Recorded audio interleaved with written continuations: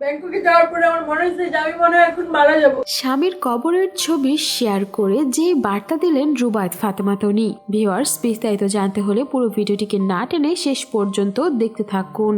সম্প্রতি 3 দিন আগে রুবায়েত ফাতেমা তনির স্বামী সাদাত রহমান ব্যাংককে নিজের শেষ নিঃশ্বাস ত্যাগ করেন।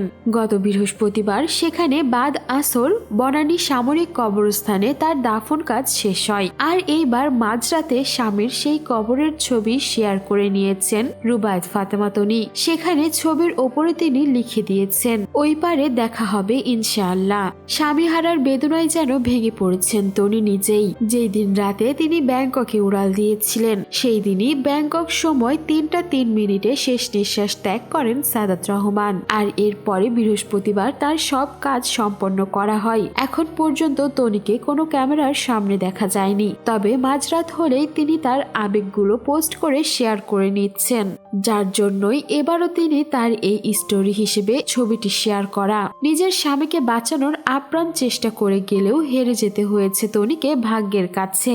এমনকি তার অবুঝ শিশু সারফরাজও এখনো বুঝতেই পারছে না তার বাবা কোথায় গেছে। সে ভাবছে আল্লাহর কাছে গেছে তার বাবা, হয়তো সুস্থ হয়ে আবারও ফিরে আসবে।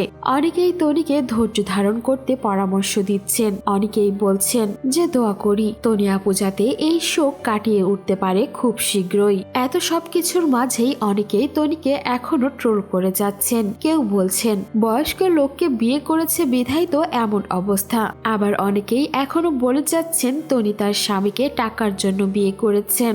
এইসব কমেন্টস এর জন্য বেশ মর্মাহত তনি। প্রায় 3 মাসের মতো তনি তার স্বামীকে নিয়ে ব্যাংককে সাফার করে গেছেন, পাশাপাশি নিজের ব্যবসাও সামলিয়েছেন। কিন্তু শেষমেশ তাকে একা করে দিয়ে পরকালে গমন করলো তার ভালোবাসার স্বামী সাদাত রহমান। সেই শোককে কাটিয়ে উঠতে পারবে তনি? সো ভিউয়ার্স, এই ছিল আমাদের আজকের ভিডিও। আর তনির এই ছবি পোস্ট করা নিয়ে আপনার কোনো মন্তব্য থাকলে জানাতে পারেন আমাদের কমেন্ট বক্সে। আর বিনোদন জগতের এমনই লেটেস্ট আপডেট পেতে আমাদের চ্যানেলটিকে সাবস্ক্রাইব করে আমাদের সঙ্গেই থাকুন।